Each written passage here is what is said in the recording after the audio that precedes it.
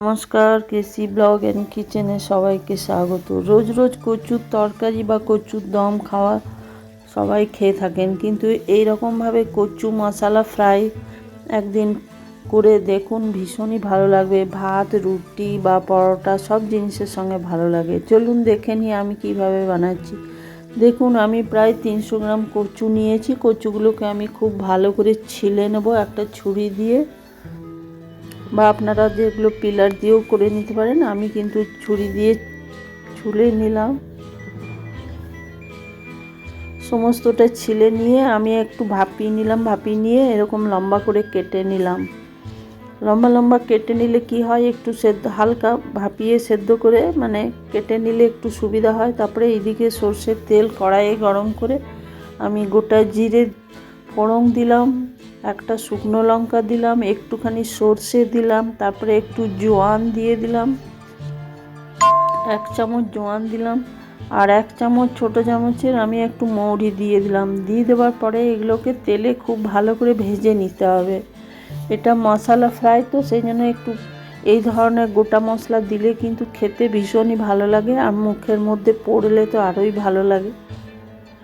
তারপরে এটা দেখুন, আমি এটা ভেজে নেব তেলে, খুব ভালো করে ভেজে নিয়েছি। তারপরে যে ওই কচুগুলো সেদ্ধ করে লম্বা করে কেটে রেখেছি, আপনারা আপনাদের পছন্দ মতো গোল হলো বা 4 টুকরো করেও কেটে নিতে পারেন।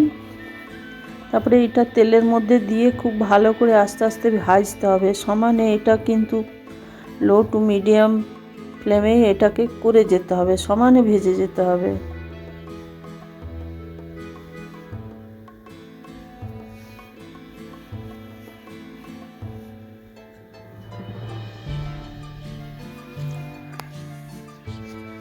তার মধ্যে দেখুন, আমি ওরই মধ্যে কিছুটা পরিমাণ মতো নুন দিয়ে দিলাম, একটু হলুদ দিলাম, একটু ধনে গুঁড়ো দিয়ে দিলাম।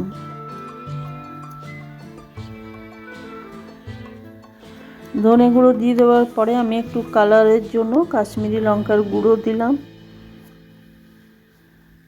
তারপরে এর মধ্যে আমি 1.5 চামচ বেসন দিয়ে দিলাম। বেসন দিলে কি হয়, জিনিসের টেস্টটাও ভীষণ ভালো লাগে, আর এই কচুর যে একটা সেই জিনিসটাও ভালো লাগে খেতে আর কি। ভাজার পরে এটা ভীষণই ভালো লাগে খেতে। তারপরে দেখুন, আমি এটা লো টু মিডিয়ামে রেখে ঢেকে ঢেকে ভেজে নেব। এটা সমানে কিন্তু বেসন দেওয়া আছে বলে একটু খুব ভালো করে ভেজে নিতে হবে, নাহলে কড়াইয়ের মধ্যে লেগে যাওয়ার ভয় বেশি থাকে। আর বেসন আছে, একটু একটু লাগবে, সেটা খুন্তি দিয়ে উঠিয়ে নিতে হবে। এটা দেখুন, ধীরে ধীরে ধীরে ধীরে এটা হবে। হাই করে দিলে কিন্তু কচুর যেটা 80% যে সেদ্ধ, আর বাকি যে 20% বাকি আছে, সেটা কিন্তু সেদ্ধটা হবে না। তারপর দেখুন, মোটামুটি আমার সেদ্ধ হওয়ার আমি একটু গরম মশলা দিয়ে দিলাম এর মধ্যে। গরম মশলা দিয়ে আমার কচুটা মোটামুটি খুন্তিতে দেখলাম সেদ্ধ হয়ে গেছে। তারপরেই আমি গোটা গুঁড়ো গরম মশলা দিয়ে দিলাম, বা মিট মশলা থাকলে সেটাও দিতে পারেন। তারপরে একটু ধনে পাতা ছড়িয়ে দিলাম।